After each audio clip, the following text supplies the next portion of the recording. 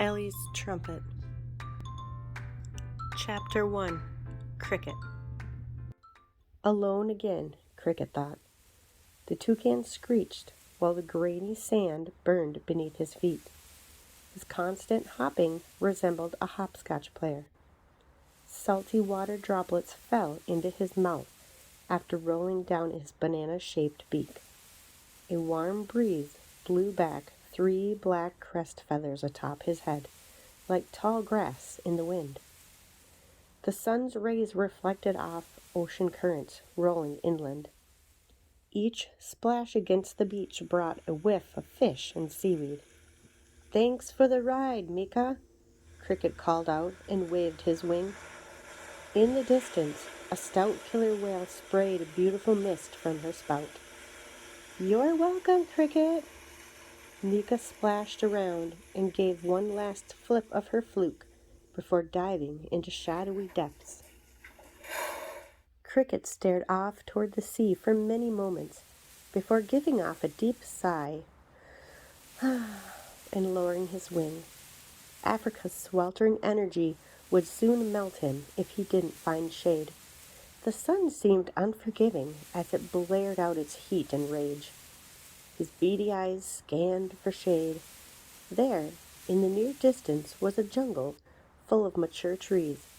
Without hesitation, he took off running towards it. At the jungle's edge, a thick-trunked palm tree seemed to lure Cricket in. It was quite a perfect place to rest.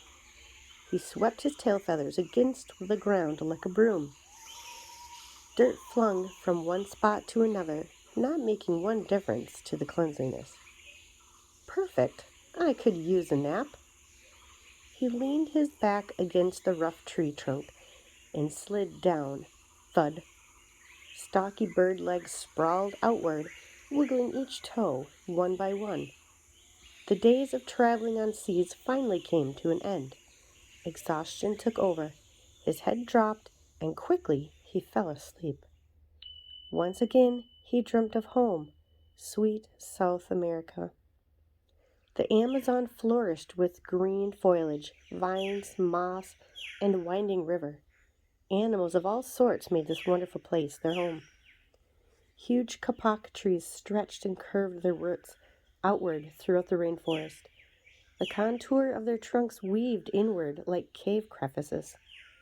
Many floor-dwelling creatures found shelter and security there. One special kapok tree was home to families of toucans. Oh, how Cricket missed his family.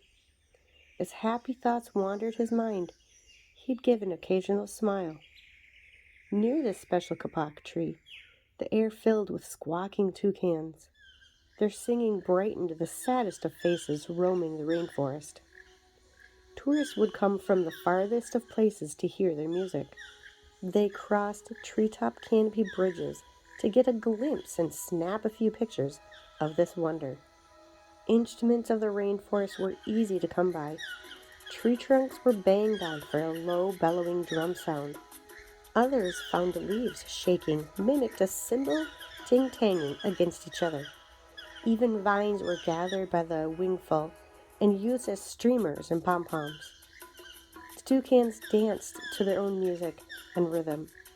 Day brought sunshine, flying, happiness, and music. One special toucan sang like no other. His voice carried such a beautiful tune. He could hit every note perfectly, every time. The others cheered him on as he belted out cheerful songs with ease. But as quickly as Cricket's dream changed course, so did his face. Slowly, his smile faded away.